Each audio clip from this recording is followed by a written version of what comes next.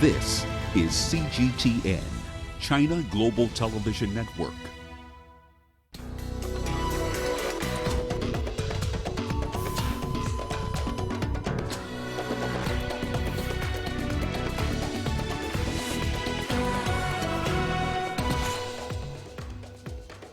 Global coronavirus cases passed the 3.4 million mark, 243,000 deaths reported. Over 43,000 COVID-19 cases confirmed across Africa as countries struggle to contain the pandemic. And in our continuing series on COVID-19, we focus on how the outbreak has affected the entertainment industry across Africa. Hello and welcome. You're watching Africa Live. We're coming to you live from Nairobi. I'm Hannah Viviers, hearing more stories that are making headlines this hour. In business news, farmers in Egypt kick off wheat harvesting. And in your sport, Tunisian star handballer Asma El Ghawi continues keeping fit at home during the lockdown. We begin with the latest figures on COVID-19. Globally, confirmed cases have passed the 3.4 million with 243,000 deaths. More than 1 million people have recovered. A third of the world's cases are in the United States, totaling 1.1 million. Nearly half of the global infections are in Europe. Spain has seen the most with 216,000. But Italy has had the most deaths on the continent. Second to the US, the UK registered almost 5,000 new infections in the past 24 hours. It is Europe's second highest death toll. Turkey's confirmed cases are now at more than 124,000. The Chinese mainland confirmed 2 new cases on Saturday. It has not reported any deaths in the past 18 days. New York City's around-the-clock subways are shutting down. The system will be closed at night for deep cleaning. The governor calls it an unprecedented move to curb the virus. Here's our correspondent, John Tourette, with the details. The city that never sleeps will do just that from next Wednesday. At least its underground subway system will. New York Governor Andrew Cuomo announcing Saturday what was once unthinkable. The city's entire system will be shut down every night for top-to-bottom cleaning of trains and stations. Literally, you have to go through the whole train with a misting device where they spray disinfectant literally on every surface. You know, this virus, they're just studying it now. But there are reports that say the virus can live 2 or 3 days on some surfaces like stainless steel.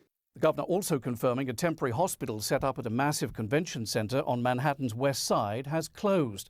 It treated well over 1,000 patients at the height of the crisis in the city. The U.S. Navy hospital ship Comfort, brought in from its Virginia base to support the region's COVID-19 response, left town earlier this week. In the clear blue skies of Washington, D.C. on Saturday, the latest tribute to medical staff and first responders. The Navy's Blue Angels and the Air Force's Thunderbirds display teams crisscrossed the nation's capital, honoring those putting their lives on the line, helping the suffering. There was no formal White House briefing on Saturday. President Trump attending the presidential retreat, Camp David in Maryland this weekend, his first time leaving the White House in over a month. Meanwhile, around the country, some states continue reopening in stages, golf courses, restaurants, malls and movie theaters, even while others in the country remain under tight restrictions. When President Trump returns to Washington, D.C. on Sunday, he will take part in a virtual town hall on his favorite TV network, Fox News. The roads around the Lincoln Memorial and what's known as the National Mall in Washington, D.C. will be closed for the event. Its title, America Together, Returning to Work. John Terrett, CGTN, New York. With infections dropping, European countries are easing their lockdowns, but that is bringing fear for some. There's concern that numbers could rise if people stop physical distancing. Guy Henderson reports. Gathering in their hundreds in defiance of the rules. Berlin police allowed a certain flexibility at first. As May Day wore on, patience wore thin until officers had had enough, risking their own health in the midst of this pandemic to restore order, which eventually they did. In spite of the actions of a radical minority, keeping that 1.5 metre distance isn't always so easy now. The streets are filling up again as more and more shops reopen. And now the playgrounds as well. It's a delicate balance. I'm glad I'm not no politician at the moment. So because everything that you do can be wrong. So do not open is also difficult for people who own businesses, and it also makes a damage to their brain and to their emotions. For the south in Spain, the elderly are now allowed outdoors within a certain time slot. Jogging and cycling's permitted at a different time. The path back from one of Europe's strictest lockdowns is likely to be a longer one, but there's a growing sense of optimism. For now, the easing out plan is good, so that we don't cross each other on the streets. We have to go little by little, like the World Health Organization says, so that there is not another spike. We hope not. We hope to have won against the virus. The message from WHO HQ in Geneva is there's still a long way to go. It's formed an international alliance of countries to speed up work on tests, drugs, and ultimately finding a vaccine. On Saturday, Germany urged any breakthroughs to be shared evenly, as it committed new funds to that effort. Deutschland wird sich auch mit einem deutlichen finanziellen Beitrag beteiligen. Germany will make a significant financial contribution. I don't want to announce the amount today, but I can say that we will very actively monitor further developments. A lot of coordination is needed. We will need a lot of bilateral contacts with other countries. We want to work closely with the World Health Organization, which plays a key role here. Germany is leading with all these activities. And in Europe at the moment, it is leading in other ways too. Germany's infection rate has fallen off significantly again in the back half of this week. So at the moment, officials here are continuing to move fairly swiftly to roll back restrictions. As other European countries follow, they're going to be keeping a very close eye on what impact each and every decision has on both the public mood and ultimately the spread of the virus. Guy Henderson, CGTN, Berlin. Across Africa, over 43,000 cases of COVID-19 have been reported. The continent has also recorded 14,704 recoveries and over 1,700 deaths. South Africa continues to have the most reported cases. It is currently under lockdown and has so far administered over 230,000 tests. South Africa is now gradually to reopen its economy. Turkey has sent a shipment of medical supplies to Somalia to help that country combat the coronavirus outbreak. The shipment includes new Turkish-made ventilators. The aid also includes diagnostic kits, overalls, and masks. Along with the medical aid, Turkish President Tayyip Erdogan sent a letter to his Somali counterpart, Mohamed Farmajo, conveying his condolences to Somalis who had lost their lives due to the pandemic. President Erdogan says Turkey will continue to stand by the Somali government and people. Somalia, which has a severe shortage of ventilators, is the first country to receive the Turkish-made ventilators. Well, to discuss this further, we are now joined live by CGTN's Abdulaziz Bello from Mogadishu. Abdulaziz, thank you so much for joining us. Africa has had a problem across the board when it comes to coronavirus testing kits and being able to report the correct numbers. What is the situation in Somalia right now? Well, Hannah, according to the last press conference by the Minister of Health, that was on Saturday evening, she confirmed additional 70 new infections recorded here in Somalia, 67 in Mogadishu and 3 in the autonomous region of Somaliland towards the north. So that makes it 70 new cases. In general, the country has got 671 confirmed COVID-19 infections, assumably one of the highest in Horn of Africa after Djibouti, that has slightly over 1,000. But also on the positive note is the Somali government is noticing more recoveries compared to deaths in recent years. The death toll stands at 31, but the recovery is at 34. This was not the case a few weeks ago, where we had more deaths than recovery in the past days. So Somalia is seeing some optimism in its fight against coronavirus. But also the biggest challenge now is testing. There is a few options of testing. We have only 3 laboratories in the country. One is in Mogadishu, the other one is in Puntland, and the other one is in Somaliland. So it means out of the entire 18 regions of Somalia, we just have 3 laboratories. So this makes it very, very hard for authorities to know the exact number of people who have contracted coronavirus. And also we have the biggest challenge here in Mogadishu. We have the information minister of Somalia saying that the government of Somalia recognizes all deaths as coronavirus or coronavirus related. So this sheds more light on the challenge that is facing Somali authorities. We also have the mayor of Mogadishu, Omar Finishi, who said that they've seen a spike in the number of deaths here in Mogadishu in recent days. And this information has also been confirmed with grave diggers who dig graves here in Mogadishu. They say on a given day they used to dig 7 to 10 graves a day, but now the thing is they're digging 30 to 40 graves. So health minister is saying that the fact that they've not tested these individuals who have died, they cannot confirm if they died from coronavirus, but that sheds light more on the unreported deaths and the undetected cases here in Somalia. Abdulaziz, Turkey on Saturday sent a shipment of medical supplies to Somalia. We just had that story a few minutes ago. What else does Somalia urgently need?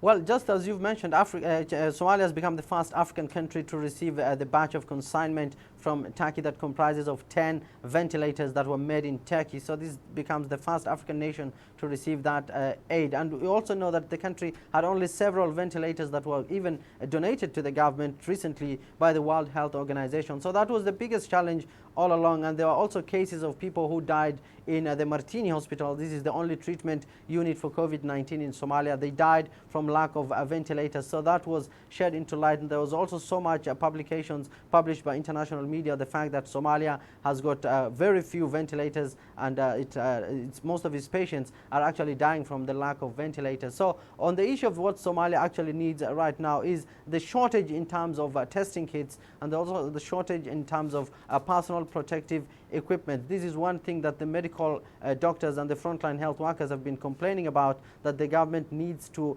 boost the healthcare capacity of the country and to encourage mass testing to be able to know the exact implication of community transmission, how many people have been affected in a given region. So the fact that all these have not been done, then the Somali government will not be in a position to know the exact magnitude of the coronavirus and the exact number of people who have been affected. We also have another shortage of ICU beds here in Somalia. We only have one COVID-19 treatment unit in Mogadishu. It's called the Martino Hospital that has a 46-bed capacity. But the health minister recently announced that they are working on creating a second Martino unit at the Banadir Hospital, where they hope to accommodate an additional number of beds in case of an outbreak in this area. So obviously security challenges, we have also floods, and then we have also got the lack of preparedness from the Somali government. So this sheds more light on the challenges facing Somalia as it tackles the coronavirus pandemic in Somalia. Thank you so much for that very in-depth report, Abdulaziz Billah, joining us live from Mogadishu. Well, meanwhile, the Democratic Republic of Congo says the African continent should emulate the country when it comes to conducting safe funerals during the coronavirus pandemic. Officials have in the past enforced strict guidelines about the burial of Ebola patients that helped to limit infections. CDTN's Chris Ochamringa has more from Kinshasa. Family and friends of a Congolese man who died in an accident gather to pay their last respects. In many Congolese communities, large crowds attend funerals to give the deceased person a befitting send-off. But the onset of diseases like Ebola and COVID-19 has stopped such long-held customs. Health experts have been conducting safe burials in accordance with guidelines issued by the World Health Organization. Wakati watu walikuwa hawayajua ni nini ile Ebola. When Ebola had just broken out, people used to follow their traditional practices of mourning and burying their loved ones. Some of them gathered to touch and wash the bodies and ended up getting infected. We educated the public about the dangers, and many of them have now allowed health workers to take charge of the burials. Other African countries should emulate us. waganga wenyewe ambao wanajisharge. The government has prohibited people who've lost their relatives to COVID-19 from mourning at home. Only a small number of relatives are allowed at funerals. But the directive has drawn mixed reactions from Congolese citizens. The government should allow our traditional leaders to perform the rituals they've been doing before we bury our dead. They should only limit the time it takes and allow health workers to supervise it.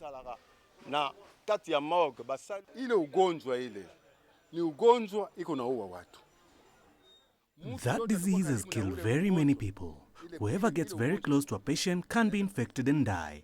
I support health officials because they're trying to protect us from the disease. In 2018, health officials in eastern DRC faced a lot of hostility from some people who were against the burial of their loved ones without their participation. And some local leaders have downplayed the threat of infection during such ceremonies. Epidemics have always been there. In our communities, we have traditional healers and medicine men who have the treatment for such diseases. But the DRC's COVID-19 National Task Force has warned the public against seeking treatment from traditional healers. Some Congolese communities believe the souls of their loved ones will never rest in peace if they are buried without following their customs. They are also suspicious that medical teams may remove body parts from their relatives and sell them abroad. But the government has warned of taking stern action against anyone who violates its COVID-19 burial guidelines. That has somewhat helped ensure compliance. Chris Sochamringa, CGTN, Kinshasa, Democratic Republic of Congo. It was quiet in most parts of South Africa during Labor Day. That was rather unusual for thousands of union members that normally march through the streets of Johannesburg to celebrate Workers' Day. Sumitra Naidu reports. Gauteng, the economic hub of South Africa, is still under lockdown like the rest of the country. The lockdown of the South African economy has created a discontinuous event, which creates problems for the actual economic forecasting models because they're not geared up to deal with discontinuous events.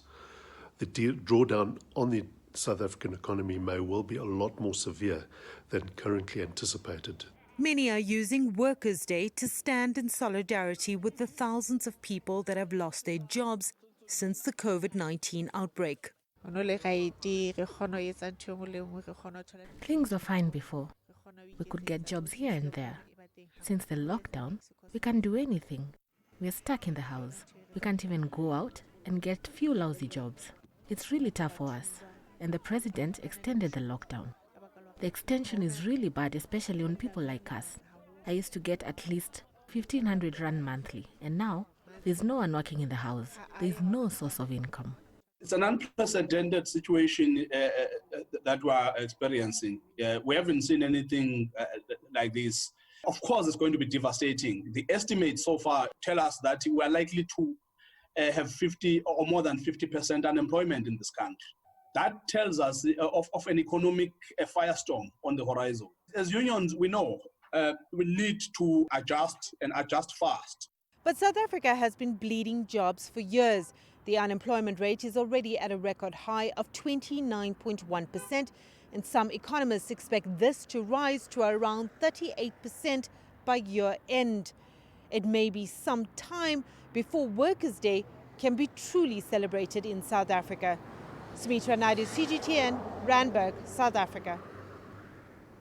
In Cote d'Ivoire, this year's Labor Day festivities were quite different. Instead of a parade, workers marked the day at home with their families. CGTN's Astra Tal tells us more. For Ivorians, this year's Labor Day is much quieter than usual. A FaceTime call has replaced having a party with friends and family. I wish it could have been like the years when we used to get together with colleagues to distress and have fun. But unfortunately, we can't do that this year because of the health situation. We have to stay home. The streets of Cote d'Ivoire's capital, Abidjan, are relatively empty. In an effort to curb the spread of COVID-19, a nationwide curfew has been imposed from 9 p.m. to 5 a.m. local time. For Dina, this means marking the special day with her children.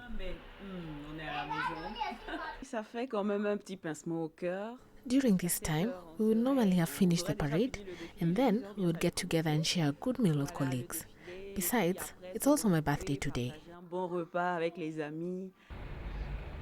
While Ivorians may not be out in the streets in full force, their at-home celebrations help the country combat the spread of COVID-19. Asta Tal, CGTN. Well, today, the 3rd of May, marks the World Press Freedom Day. As countries around the globe combat the spread of COVID-19, journalists continue to provide vital information. UN Secretary General Antonio Guterres has underscored the important role the media plays in helping people make informed decisions. He also urged governments to uphold the rights of the press. Guterres said journalists were crucial in preventing the spread of misinformation. Well, for more on the status of press freedom across the continent, we're now joined by CGTN's Abdulaziz Bello in Mogadishu, Deji Badmus in Lagos, Adele El Mouhi in Cairo, and Angelo Coppola in Johannesburg. Thank you all for joining us. Let's start with you, Angelo, in South Africa. In celebrating World Press Freedom Day, how have journalists in your part of the world been able to work during this period? Well, essentially, we've been allowed to do our work generally. We are protected from intimidation by a standing order in the South African Police Service's standard operating procedure that is mostly adhered to. That allows us to do our jobs and not be interfered with.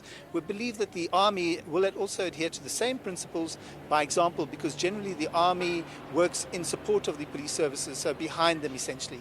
Government, of course, has also been providing regular updates on infections, while the individual departments in the country are holding regular online briefing sessions for us. This in an attempt to kind of slow down the flow of fake news, which does seem to have eased off a little locally, or specifically in South Africa.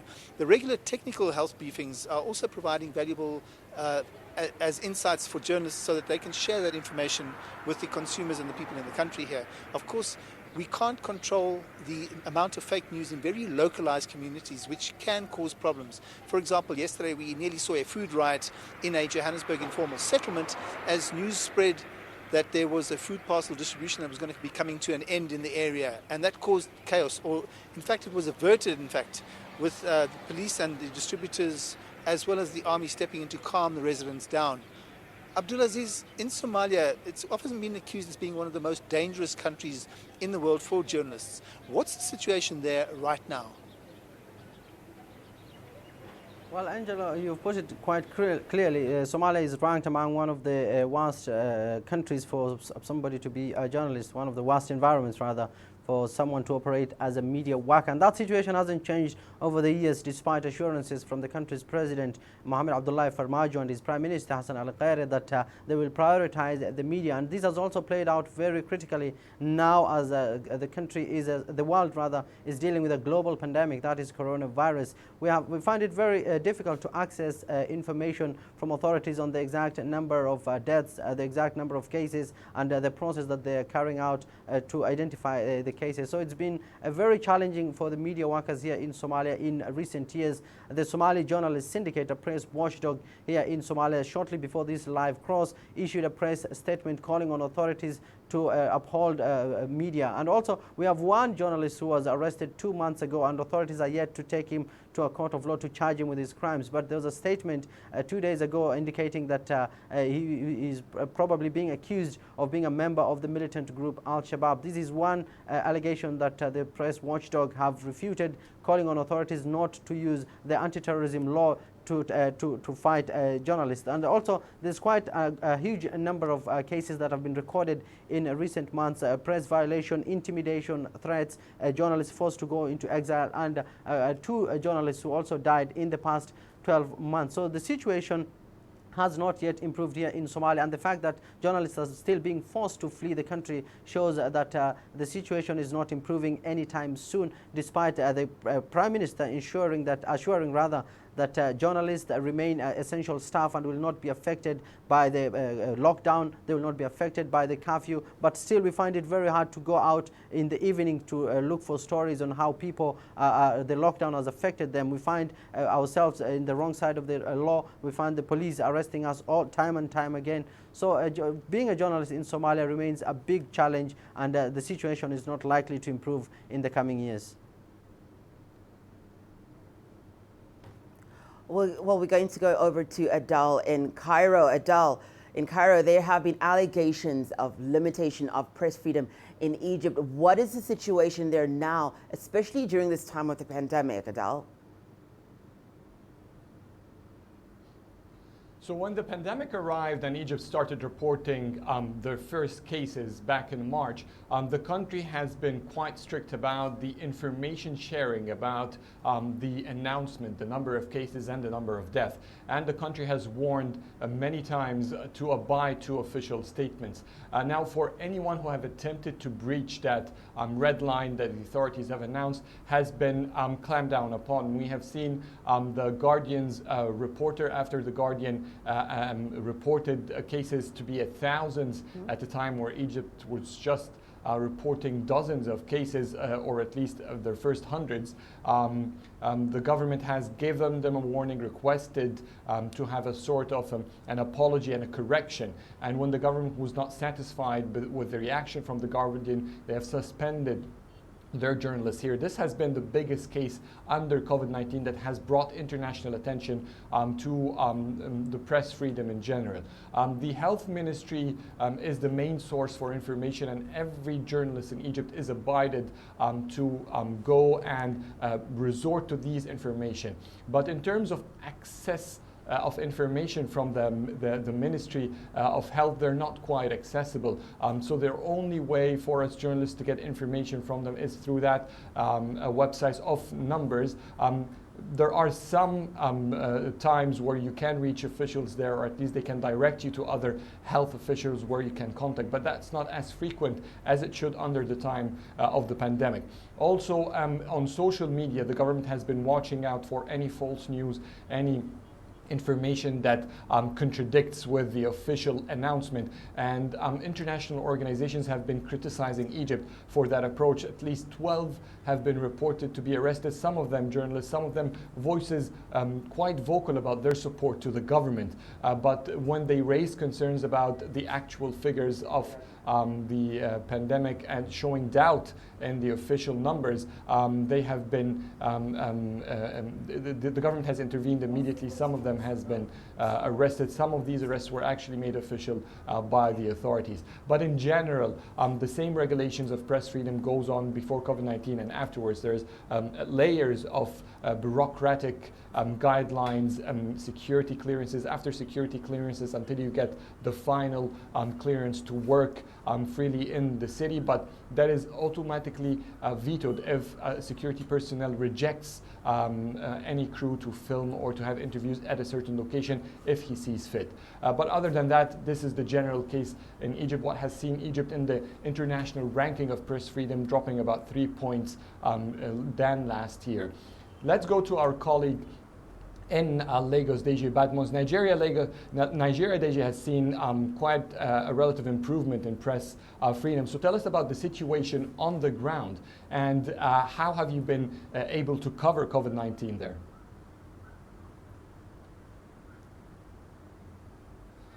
Well, thank you, Adele. No doubt at all that the situation has improved for journalists across the country, but there are still challenges. Truth is, journalism thrives where you have freedom of expression, and there's this social media bill that has been generating a lot of controversy in the country. Parliament is trying to push a new social media bill to regulate the social media.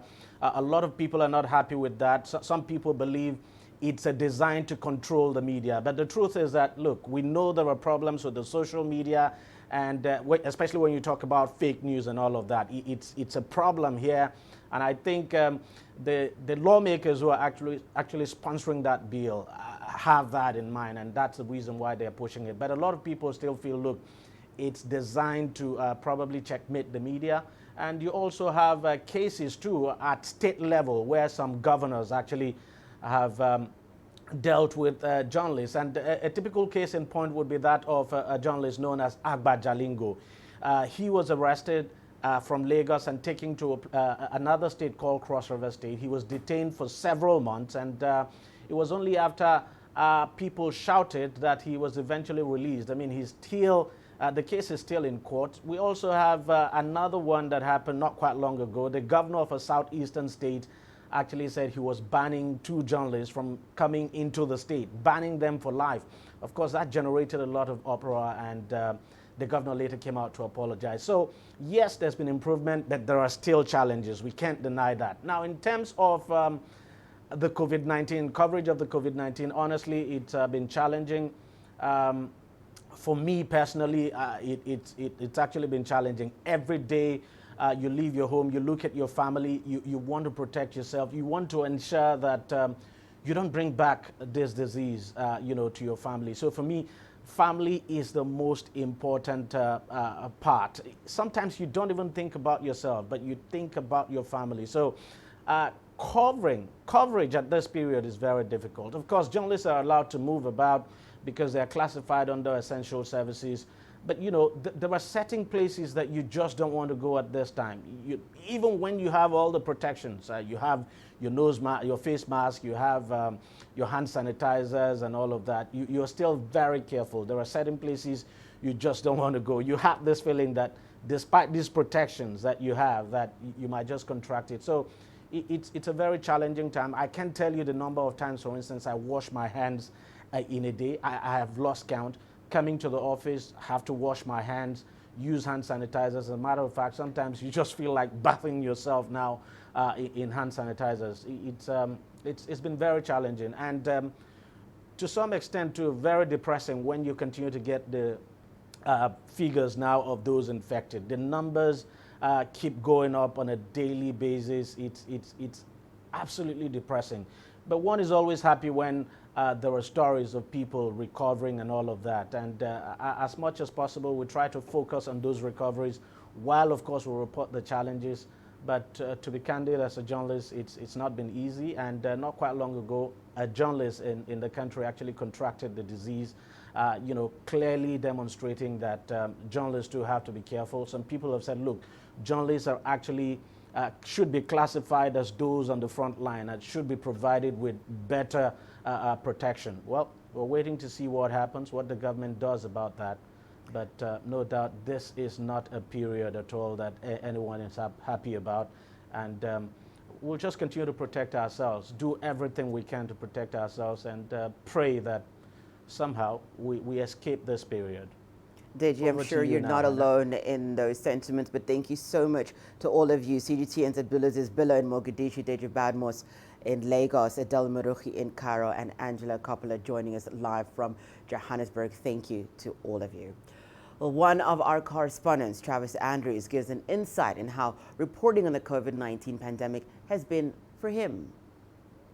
Covering the coronavirus pandemic has certainly been unprecedented for myself as a journalist. What struck me was how quickly this story developed. We had seen it unfold internationally, but nothing was really happening here in Cape Town. That was until we got our first positive COVID-19 case in South Africa, and then the infection rate continued to increase. Now, a few weeks later, we're well into a complete national lockdown, and many millions of people are holed up in their homes. Some are being productive and have even turned hobbies into important public health projects, like making face masks to protect people from contracting the virus. It's been a challenge to cover the story and staying safe at the very same time, because the country has such huge inequality and density issues, which are exacerbated in these times, especially in the townships, where many people are still queuing to get themselves screened and tested. This is without doubt the biggest news story in the world right now, and will be for some time. My greatest fear is what will emerge after the lockdown, what will be left of the local economy, and what will be the new normal for us as journalists. Many of us here on the beat covering COVID-19 and its impact on Cape Town have reconciled ourselves that things are going to be very different in the months to come. But the most important thing for me is to keep doing my job, telling these important stories and the impact it has on each and every South African. But most of all, to keep safe on this unprecedented journey. Travis Andrews, CGTN, Cape Town. Well, it's time now for us to take a short break and return. More news, including our continuing series on COVID-19. We focus on how the pandemic has affected the entertainment industry across the continent.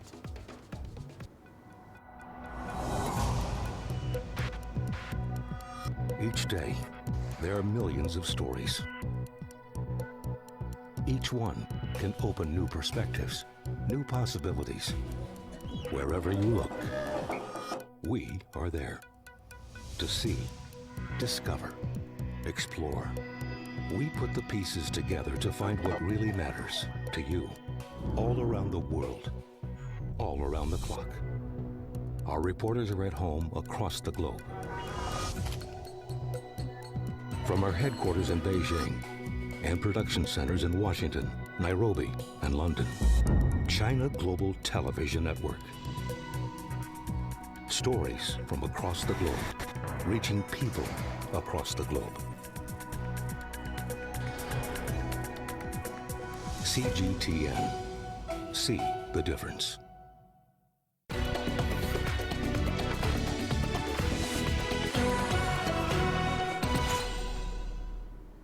Welcome back. Well, in our continuing series on how the outbreak has affected different segments of African society, we're focusing today on how COVID-19 has affected the entertainment industry across the continent.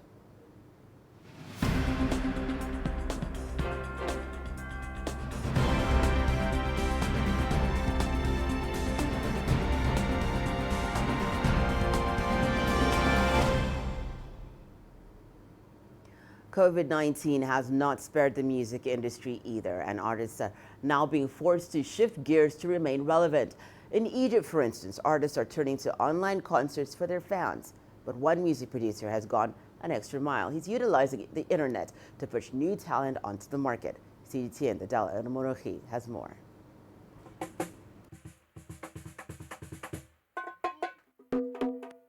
The countdown to the show has started. Two young singers are about to present their first live concert.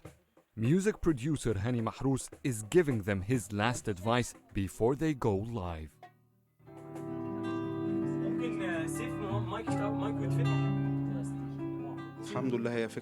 We started working on this online concerts just a few days after the lockdown. I started with my company star, Mustafa Hagag.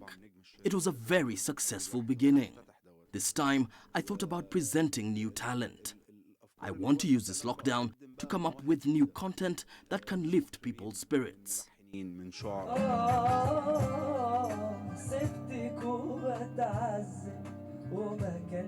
As a young child, Saif's first single had a national success. It paved his artistic career. If it weren't for COVID-19, this might have been a live show attended by thousands.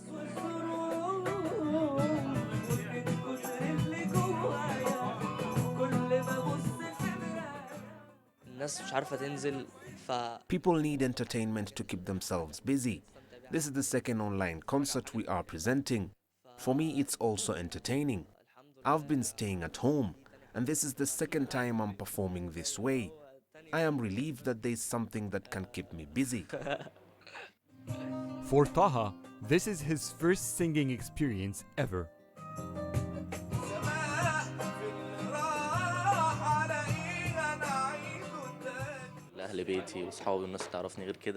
I feel great.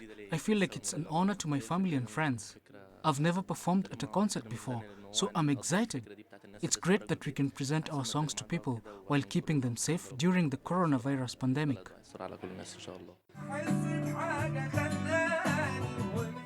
These online concerts present opportunities as well as challenges for upcoming artists.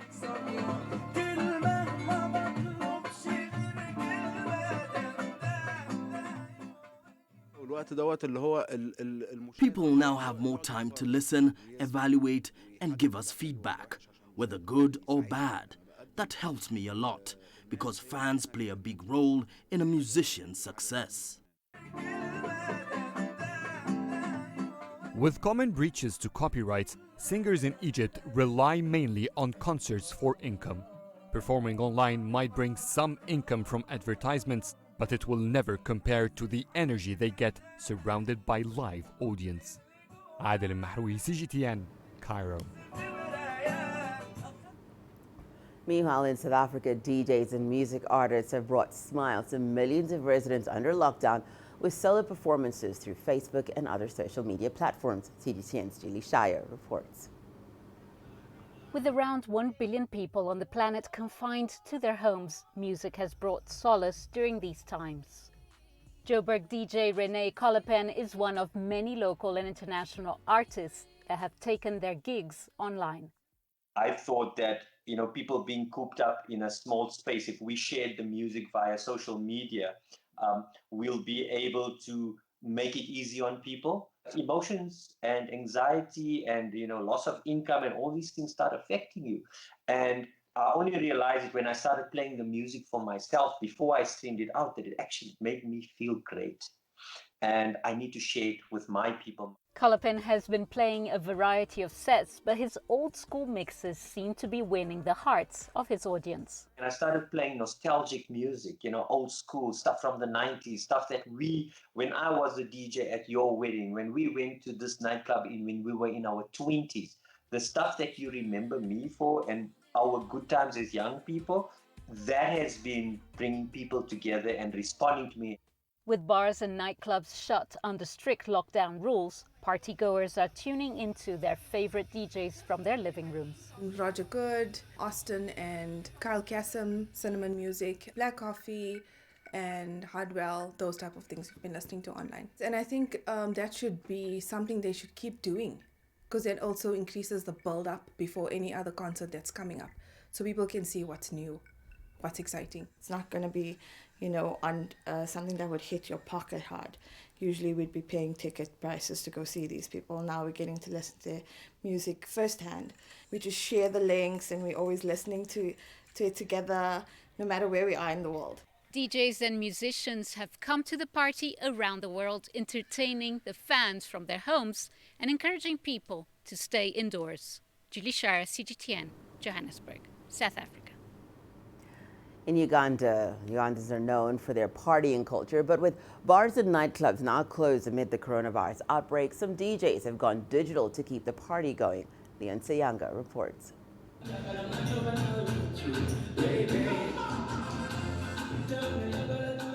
For the past 5 years, DJ Rake has been spinning discs in nightclubs, but not anymore. A closure of all bars and nightclubs to prevent the spread of the coronavirus has confined him to this space, his apartment corridor. I had 4 gigs a week, and I had somewhere I was playing every day. So just know I'm not getting anything from any of the places for now. Yeah, let's go! That, however, is not stopping his love for the turntables. DJ Rake has turned to streaming live on Facebook. It is helping him stay close to his fans. Most of the people are home and they're always bored, so we try to do something for them so that they also don't forget us. Yes, they should know we're also existing. And the response has been amazing. It is not exactly the party mode you would find in a dance club, but this is offering some relief for the partygoers who are missing out on the nightlife. At least 200 viewers are online for the hour show every Friday and Saturday night. And the sessions are already making up for what would be a weekend outing for these university students. It's nice because you don't get to miss the nightlife a lot. You just miss it a little.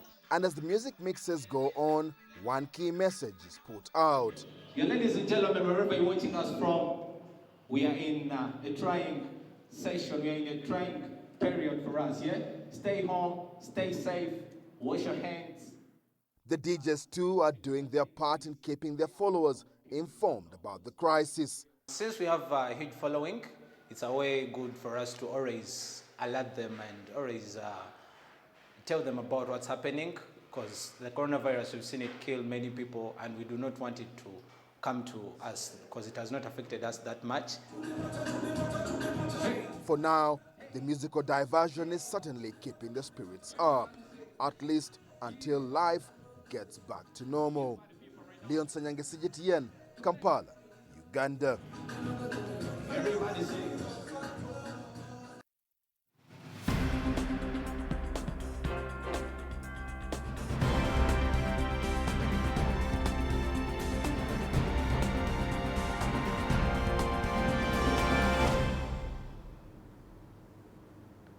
Well, let's keep it here for our next installment, where we'll be focusing on the impact of COVID-19 on the continent's innovators. Let's start now for a short break and return. More news, including in business, farmers in Egypt begin the harvesting season amid the COVID-19 crisis. And courier firms in Kenya record increased demand for their services. Images may appear to be identical, but looks can be deceiving. The difference is not always obvious. It has to be discovered. There are always different sides to a story. We put the focus on the details. To see more, to understand better. CGTN. See the difference.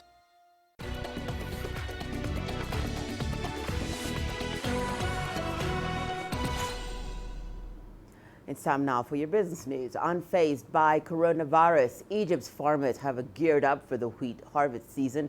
They've kicked off the exercise this month, largely untouched by the coronavirus disruptions that have been experienced by growers globally. President Abdel Fattah al-Sisi has called on the farmers to sell every grain they can to the government. CGTN's Daniela Pearson has that story. In a small village 125 kilometers from the capital city of Cairo, farmers are sprawling across the fields to harvest wheat, seemingly unfazed by the coronavirus pandemic. This is because these farmers were exempt from a nationwide curfew, allowing them to work into the night after breaking their fast during the holy month of Ramadan. However, most farmers are skeptical of selling their produce to the state. We do sell the wheat to the government, but it is a price that is not rewarding because it's too little. The cost of farming is up and prices have increased for everybody. One sack of fertilizer is very expensive. It is not for free. And hiring someone to work is also very costly. It is not like before. Egypt, being the world's largest wheat importer, expects its local harvest to yield around 9.2 million tons this season. The government hopes to buy around 3.6 million tons for its multi-million-dollar food subsidy program, aimed at boosting food security in the country. I call upon the wheat farmers with honesty. I am calling upon them to consider decreasing the amount that they store and sell the remaining amount to the supply ministry. While we are well organized and have sufficient reserves, it is because of this current uncertainty that is expected to last until December that I say to farmers, it would be better if you don't hold on to more than necessary and instead sell it to the government that will store it, and it will benefit many. Thank you. Farmers with large parcels of land say they are more likely to sell significant amounts of their yields to the government, while those with smaller patches are more likely to keep their crops. But farmers are also facing a challenge this season. The harvest this year isn't very rewarding because of the rain. It affected the wheat plant as the ears were heading, and it lasted 2 to 3 days. The amount of water that gathered was unbelievable, so the harvest is not as rewarding as it is every year. According to the U.S. Department of Agriculture, Egypt consumes an estimated 20 million tons of wheat annually and imports around 12 million tons. With many grain producers curbing exports due to the coronavirus lockdowns, Egypt is now focused on building its strategic reserves. Daniela Pearson, CGTN. We move to Kenya now, where there has been an increase in on-demand courier service, in the capital, Nairobi, since COVID-19 was declared a pandemic. Operated by tech startups, the businesses are classified as essential services, delivering everything from food to medicine. As CGTN's Robert Nagila reports, one tech firm, in particular Global, is shaking the market. They are the unsung heroes of the COVID-19 crisis, ensuring the city never goes without supplies. Justin Paul is one of several hundred independent couriers partnering with on-demand courier service Glovo that buys, picks up and delivers products ordered through their mobile app. We are trying as much as we can to provide this service while protecting ourselves and wherever customer we are delivering to. Movement and physical distancing restrictions imposed by the government to control the spread of COVID-19 has seen a surge in demand for on-demand courier services as many Kenyans heed the government's call to stay home. We are able to deliver during the curfew, but many restaurants are shut, which of course means there's a reduction of demand. This is counterbalanced by an increase in demand in groceries. We've seen around a 3 times increase in grocery orders over this period. Glovo, a Spanish startup founded in Barcelona with a presence in Italy, has been in Kenya for just over a year. Experience of the pandemic in both European countries helped them get an early sense of the impact on their business quicker than their rivals. There have been a number of changes that we've implemented to make sure that people are being kept safe. This ranges from contactless delivery, so products are picked up from the stores without any human interaction with the storekeepers or the restaurants. They're delivered by riders who have safety kits, and then they can be dropped off at a consumer's door without the consumer having to open the door and without any cash having to be exchanged. That's because payments are made through mobile money apps to avoid the risk of spreading the virus through the use of cash. In 2019, the number of private courier firms in Kenya grew to over 1,000, with sector deliveries up 22% compared to the previous year.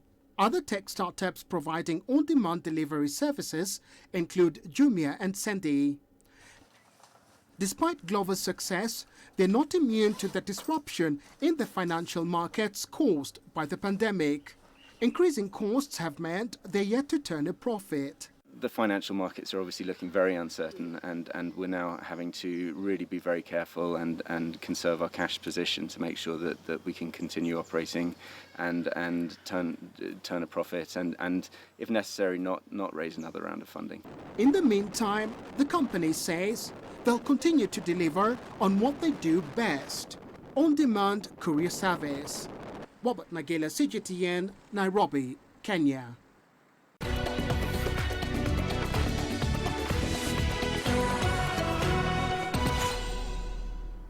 It's time now for your sports news. Asma El Gawi is a female Tunisian handballer who plays for Ramenukum Valcha in the Romanian National League. The 28-year-old 2014 African champion and 2017 European Champions League winner continues her training at home in Tunis during the COVID-19 lockdown. Here's CGTN's Adnan Shuashi with her story. The talented Tunisian pivot is one of the best female handballers in the world. She was born and raised in the coastal city of Monastir in the North African country. Asma played for 4 Tunisian clubs before starting an international career in Europe. There's a huge difference between training alone and training with the team. I miss my club and the matches. I have always thought that winning matches and tournaments starts at the training session. That's why I'm determined to train every day, even during the coronavirus pandemic. Hamdi is Asma's husband and physical trainer. The couple spends up to 3 hours at the gym every day to work out and avoid a sudden interruption of sporting activity, which could have a negative impact on the athlete's performance. A handballer or any professional athlete cannot interrupt their training during the season, then stay at home until the resumption of the league. Asma needs tough training to remain at the top, both physically and mentally. Asma is proud of her achievements as a Tunisian, Arab and African handballer. winning the 2017 European Champions League trophy and the 2019 European Cup title, as well as the 2014 African Championship, remain the best moments of her professional career. I still remember the joy and the glory of finishing first and winning the prestigious titles. When you're on top even once, you want to remain the best. That's why I still dream and work hard to win the European Champions League again with my club. The champion has inspired a new generation of female who view Asma as a national icon.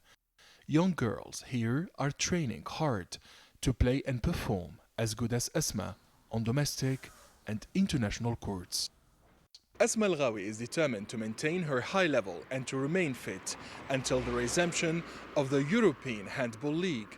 The Tunisian champion now dreams of a new European Champions League title. Adnan Shawishi, CGTN, Tunis. Over to Zimbabwe now, where the coronavirus pandemic has disrupted works to upgrade football stadia, which had been barred from hosting international matches by the Confederation of African Football. Here's CGTN's Farai Mokotuya with that story. Authorities were racing against time to renovate football stadiums to CAF standards before June 15th so that the national team would not have to play on foreign soil. While COVID-19 has deferred Continental and World Cup qualifiers indefinitely, it's also ground upgrades to a halt. There are caretakers there right now who are doing just the minimal maintenance. But in terms of the grant works that we had planned, we are not able to meet the deadlines. But critics say the pandemic is helping cover up poor preparations. I see a window of opportunity for excuses that just presented itself, for people that were not so sincere about what they wanted to do about this whole renovation of stadiums. I would have thought that,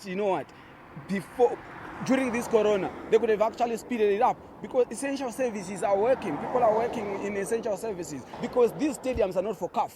We're acting as if we are building these stadiums for CAF. We're not building these stadiums for CAF, we're building these stadiums for ourselves. When things eventually get back to normal, it may be difficult to resume the construction works whose budgets are likely to have gone up. With everything at a standstill, authorities are counting the immediate costs. It doesn't look like there'll be any football action taking place here anytime soon. Now that's a loss to fans who live for the thrill of live football. But it's an even bigger financial loss to the venue proprietor and other stakeholders. During a match day, there are a lot of people that are employed. The ball boys, the vendors, the cashiers, the policemen whom we hire, the referees, the match officials. So there's lots of employment. A lot of people are not getting what they should be getting in terms of maybe salaries or remuneration. Yeah. That's why everyone who loves the beautiful game here can't wait for its return. Until then, and despite warnings to stay at home, some have resorted to playing themselves in the shadows of the terraces from where they normally watch. Farai Mokotuya, CGTN, Harare, Zimbabwe. Egyptian giants Al Ahly have issued a statement urging the Egyptian Football Association to resume the Egyptian Premier League amid the COVID-19 outbreak. In their statement released on Saturday, the record champions explained that most clubs had paid around 85% of the wages for players, staff and managers for the current campaign, and if the league remained suspended, clubs would run a risk of not earning their season revenue from sponsorships and TV deals. The EFA had extended the suspension of footballing activities in Egypt until mid-May. However, it is likely that football will remain on hold for a longer period as the total number of COVID-19 cases in Egypt continues to rise significantly. Well, that's it for this edition of Africa Live. Remember, you can send your feedback to contact on the screen and follow us on digital media platforms. From me, Hannah Viviers, and the rest of the Africa Live team, thank you so much for watching. We'll see you again next time.